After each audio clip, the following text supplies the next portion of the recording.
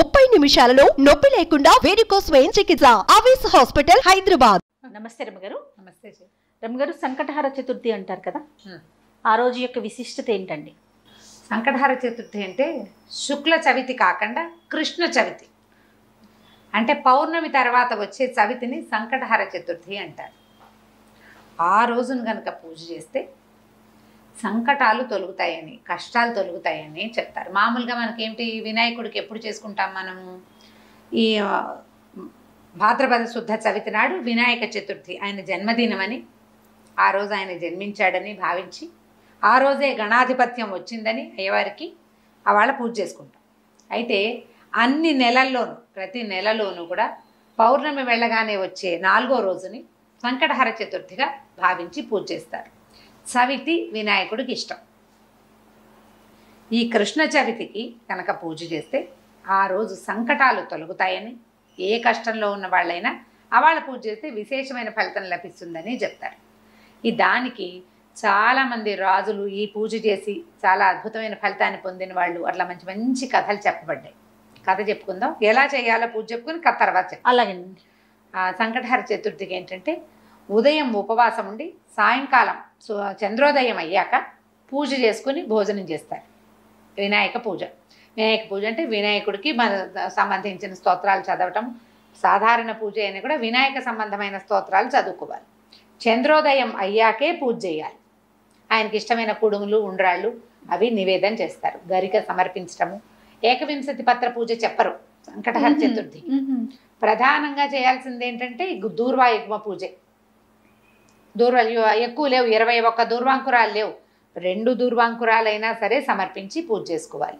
వినాయకుడిని తలుచుకుని పూజ చేయటం. పగలు ఉపవాసం దీని నియమం. పొద్దుటిపూట ఉపవాసం ఉండాలి. చవితిని జ్ఞాపకం పెట్టుకోవాలి ప్రత్యేకంగా. చాలామంది ఏం చేస్తారంటే దేవాలయానికి వెళ్ళిపోతారు. చవితి నాడు సాయంకాలం దేవాలయానికి వెళ్ళిపోతే వినాయకుడికి పూజ చేస్తారు. దగ్గరుండి పూజ చేసేసుకుని ఇంటికి వచ్చి భోజనం చేసేయచ్చు. ఇంట్లోనే అలా చేసుకుందాం అని భావించేవాళ్ళు కుడుములు కానీ, ఉండ్రాళ్ళు కానీ ఏదైనా ఒక పదార్థం చేసుకోవటం. సూర్యాస్తమయం అయ్యాక దీపారాధన చేసుకుని చంద్రోదయం అవుతుండగా గణపతి పూజ. మన దగ్గర ఎట్లాగో గణపతికి సంవత్సరం అంతా చేసుకునే పూజ పుస్తకం ఉంటుంది కదా, ఏటా చేసుకునేది. ఆ పుస్తకం ఆధారంగానే చక్కగా చదువుకోవటం, స్తోత్రం, ఆయనకి పూజ అది సమర్పించి తర్వాత నైవేద్యం పెట్టి హారతి ఇచ్చి ఇవాళకి అయిపోయింది భోజనం చేయటం. అది ఎట్లా అంటే ప్రతి నెల కనుక చేస్తే చాలా విశేషమైన ఫలితాన్ని ఇస్తుంది. పిల్లలు ఇబ్బందుల్లో ఉన్న వాళ్ళకి సంతానం తాలూకు ఇబ్బందులు తొలుగుతాయి. సంసారపు కష్టాలు వాళ్ళకి దొరుకుతాయి. వ్యాపారంలో ఎన్నిసార్లు మొదలుపెట్టినా వ్యాపారం ఆగిపోయేవాళ్ళు, తర్వాత ఉద్యోగార్థులు, ఏ ఉద్యోగము రాని వాళ్ళు, అలాంటి వాళ్ళు ఈ సంకటహార చతుర్థి చేస్తే, అది ఎట్లా చేస్తామంటే వినాయక చవితి నాడు చవితి చేసుకుంటాం. అవునండి కదా. వినాయక చవితి తాలూకు పౌర్ణమి వెళ్ళాక మనకి పెద్దల రోజులు మొదలవుతాయి. మహాలయ పక్షాలు. మహాలయ పక్షాల్లో మొదలు పెట్టరు. మహాలయ పక్షాలు అంటే పెద్దల రోజులు అంటారు, పితృపక్షాలు కదా. అందుకని భాద్రపదం వెళ్ళాక ఆశ్వీజ చవితి నుంచి మొదలు పెట్టుకోవాలి. సాధారణంగా 5 చవితులు చేసుకోవటం, లేకపోతే 9 లేదా 11 చవితులు చేయటం. 11 అంటే మనం ఆశ్వీజం మొదలు పెట్టామనుకోండి, ఆశ్వీజము, కార్తీకము, మార్గశిరము, పుష్యము, మాఘం 5 రోజులు, 5 నెలలు.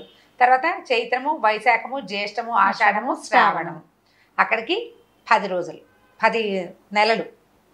తర్వాత వచ్చేది ఏమిటి? వినాయక చవితి. శ్రావణం తర్వాత వచ్చేది వినాయక భాద్రపదం. ఇది 10 కృష్ణ చతుర్థులు చేసి 11వది ఈ శుక్ల చతుర్థి మన వినాయక చవితితోటి పూర్తి చేసుకోవచ్చు.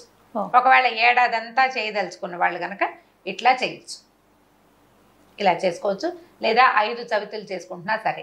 కొంతమంది 2 చవితులు చేసే విధానం కూడా ఉంది. ఒకటి సంకష్టహర చతుర్థి చేసుకోవటం, ముందు చవితి కూడా ప్రతి నెలలో వచ్చే 2 చవితులు వినాయక పూజ చేసుకోవటం, వినాయకుడికి దేవాలయానికి వెళ్ళటం.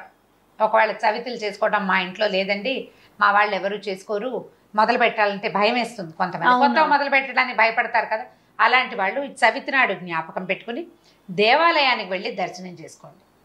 పిల్లల ఇబ్బందులు ఏమైనా ఉంటే పిల్లల్ని కూడా ఈ దేవాలయానికి తీసుకెళ్ళి చక్కగా నమస్కారం చేయించి, 10 గుంజీలు చేయించి వాళ్ళతో ప్రదక్షిణ చేయించి నమస్కారం చేయిస్తే సంకటాలు తొలుగుతాయి అని చెప్తారు. దీనికి పూర్వ కథ ఏం చెప్తారంటే, కృతవర్మ అని ఒక రాజుగారు ఉండేవాడు. ఆయనకి భార్య చక్కగా భార్య ఉండేది, చాలా అన్యోన్యమైన దాంపత్యం. చాలా కాలం ఆయనకి పిల్లలు కలగలేదు. కలగకపోతే ఆయన ఏమనుకున్నాడంటే చాలా దుఃఖపడేవాడు. ఇప్పటికీ సంతానం కలగటం లేదు,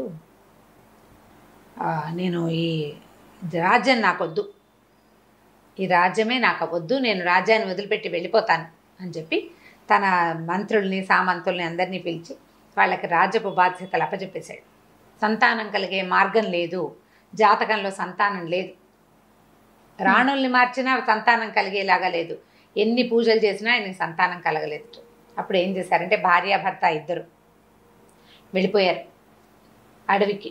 మొత్తం ఈ సంపద అంతా కూడా ఈ మంత్రులకు అప్పచెప్పేసి జాగ్రత్తగా చూసుకోండి అని ప్రాయోపవేశం చేయడానికంటే తపస్సు చేసుకుంటూ మరణించడానికి వెళ్ళి అడవుల్లో ఉండిపోతే నారద మహర్షి ఒకసారి అక్కడ చూశాడు వీళ్ళని. ఏమిటి సంగతి అంటే వీళ్ళు ఇంకా ఏమైందంటే మొదట్లో కందమూలాలు తిని వాళ్ళు క్రమంగా భార్యాభర్త ఆకులలమలు తింటూ మరణానికి దగ్గరగా ఉన్నారు వాళ్ళు. అప్పుడు ఈ నారద మహర్షి వీళ్ళని చూసి ఈ కృతవర్మ తాలూకు ముందు తరం వాళ్ళు, వాడి తాత తండ్రులు ఉన్నటువంటి స్వర్గంలో కూడా లేదు, వాళ్ళు నరకంలోనే ఉన్నారు, పితృలోకాల్లో ఉన్నారు. అక్కడికి వెళ్ళి మీ వంశం వాడైన కృతవర్మ సంతానార్థి, అతనికి పిల్లలు కలగలేదు, మరి ఏ పాపం వల్ల పిల్లలు కలగలేదో తెలీదు, అతను ప్రాయోపవేశానికి సిద్ధంగా ఉన్నాడు అని చెప్పేసరికి ఆయన ఏం చెప్పాడంటే, అయ్యా నాకు ఒక్క సహాయం చేయండి, మా వాడి దగ్గరికి వెళ్ళి వినాయక వ్రతం చేయమనండి, సంకష్టహార చతుర్థి వ్రతం చేయమనండి. అది ఎప్పుడు చేయాలి? పౌర్ణమి వెళ్ళిన 4వ రోజున వినాయక వ్రతం చేయాలి. వ్రతం చేస్తే సంతానం కలుగుతుందని మా అబ్బాయికి చెప్పండి. ఆ వ్రతం చేయటమే మేము ముందు అవతారాల్లో కూడా మేము అదే చేశామని చెప్పారు. చెప్పేసరికి నారద మహర్షి వచ్చి ఈ కృతవర్మకి బోధించాడు. నాయన, సంతానం లేకపోతే ఇట్లా చేయకూడదు, ప్రాయోపవేశం చేసి నువ్వు పోయావనుకో మీ పితరులు మీ తాత తండ్రులు ఏమవుతారు? అవును, వాళ్ళకి నీళ్ళు ఇవ్వడానికి నీకు కొడుకైనా ఉండాలి, కనీసం కూతురుంటే దౌహిత్రుడైనా ఇస్తాడు. అవకాశం లేకుండా చేసేస్తావు, నీ తాత తండ్రులంతా బాధపడతారు, నీ పితృదేవతలు దుఃఖపడుతున్నారు, నువ్వు ఇక చతుర్థి వ్రతం చేసుకో అని చెప్పేసరికి ఆయన సరేనని ఈ సంకటహార చతుర్థులు చేయటం మొదలుపెట్టాడు. అనతి కాలంలోనే ఆయన భార్య గర్భవతి. సంతానం కోసం మరి తపస్సు, ఈ తపశ్చర్య మానేసి పూజ చేసుకోవటం మొదలుపెట్టి సంసారంలో పడ్డారు మళ్ళీ వాళ్ళు. గర్భవతి అయ్యేసరికి అబ్బో ఎంతో సంతోషించారు, వేడుకలు చేసుకున్నారు. ఈవిడ గర్భవతి అన్న కబురు తెలియగానే ఈయన రాజ్యానికి తీసుకెళ్ళిపోయారు వాళ్ళంతా వచ్చి. ఎంత విశేషంగా చేశారో, చాలా విశేషమైన వేడుకలు చేశారు. ఈయన ప్రతి నెల చేసేవాడు. ఆవిడ గర్భవతి అవ్వకముందు చాలా జాగ్రత్తగా చేశాడు, గర్భవతి అయ్యాక కొద్దిగా పూజ చేస్తూ ఉండేవాడు, బొమ్మోమ్ అనేవాడు. వచ్చేసింది కదా ప్రెగ్నెన్సీ. అయితే ఏమైంది, కొన్నాళ్ళకి ఆవిడ 10 నెలలు 11 నెలలు అయ్యాక కన్నది పిల్లవాడు. చంద్రుడు లాంటి ముఖం, ఎంత బాగున్నాడో పిల్లవాడు, కానీ చేతులు పాదాలు లేవు. అంగహీనుడైన కుమారుడు కలిగాడు.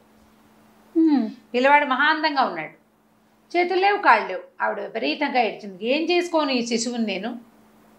రాజ్యానికి ఉత్తరాధికారి కావాలని, పెద్దలకి నివాపాంజలి ఇవ్వాలని కన్నాము, వీడికి చేతులు లేవు, కాళ్ళు లేవు, ఇంత అంగవైకల్యంతో పుట్టిన బిడ్డ భగవంతుడు ఎందుకు ఇచ్చాడు నాకు ఇటువంటి బిడ్డని? నేనేం చెయ్యాలి అని విపరీతంగా దుఃఖించింది. అయితే అప్పుడు 100 మంది ఋషులు వాళ్ళు వచ్చి, అమ్మ, కార్యకారణ సంబంధం ఉంటుంది ప్రతిదానికి. ఒకటి జరిగిందంటే దానికి ఒక కారణం ఉంటుంది, ఇలా జరగడానికి దానికి ఒక కారణం. దీనికి ఇప్పుడు నీకు నీ పెద్దలకి నీళ్ళు ఇవ్వడం కోసం జన్మించిన కుమారుడికి చేతులు వస్తాయేమో రేపొద్దున, పిల్లవాడిని సంరక్షించండి అని చాలా చెప్పారు. చెప్పేసరికి సరే ఏం చేశారు, కృతవీర్యుని కుమారుడు కార్తవీర్యుడు అని పేరు పెట్టి పెంచుకున్నారు పిల్లాడికి 9 సంవత్సరాలు 11 సంవత్సరాల దాకా వయసు వచ్చింది. గొడుగు చేశారు. గొడుగు చేసిన అబ్బాయి జపం చేయలేడు, ఏం చేయలేడు, చేతులు లేవు కదా. అలాగే పెరిగాడు. రాజు చేయవలసిన క్రియగా చేసేసారు, యజ్ఞోపేతం వేసి పెట్టారు. అయితే అబ్బాయికి 11 సంవత్సరాలు వచ్చిన తర్వాత దత్తాత్రేయ స్వామి వచ్చారు ఇక్కడికి.